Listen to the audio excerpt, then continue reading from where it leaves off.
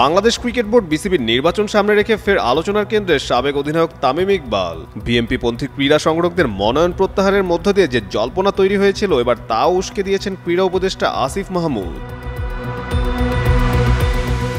একটি বেসরকারি টেলিভিশনকে দেওয়া সাক্ষাৎকারে আসিফ অভিযোগ করেন, নির্বাচন ফিক্সিংয়ের চেষ্টা করেছিলেন তামিম ভাইয়েরা, কিন্তু তাতে ব্যর্থ হয়েছেন। তিনি আরও জানান, কাউন্সিলর নির্ধারণে চাপ দেওয়ার, ডিসিদের ধমকানো সহ নানা অনিয়মের চেষ্টা হয়েছে। তামিমপন্থীরা যে শুধু দেশের ভেতরে নয়, বিদেশেও অভিযোগ ছড়িয়েছেন, এমন দাবিও তুলেছেন আসিফ। তার ভাষায়, বিরাট কোহলিকে ফোন করে অভিযোগ দেওয়া হয়েছে, যা পরে গৌতম গম্ভীর সহ অন্যরাও জেনেছেন। দেশের স্বার্থে এটা খুবই লজ্জাজনক। তবে এই অভিযোগের জবাবে এখনও তামিম কোনো প্রতিক্রিয়া জানাননি। নির্বাচন ঘিরে পাল্টাপাল্টি অবস্থান, সরকারপন্থী বনাম বিরোধীপন্থী তর্ক এবং তারকাদের জড়িয়ে পড়া, সব মিলিয়ে বিসিবির নির্বাচন হয়ে উঠেছে দেশের ক্রীড়াঙ্গনের অন্যতম আলোচিত ইস্যু। এখন দেখার বিষয় শেষ পর্যন্ত কিভাবে শেষ হয় বিতর্কিত অধ্যায়।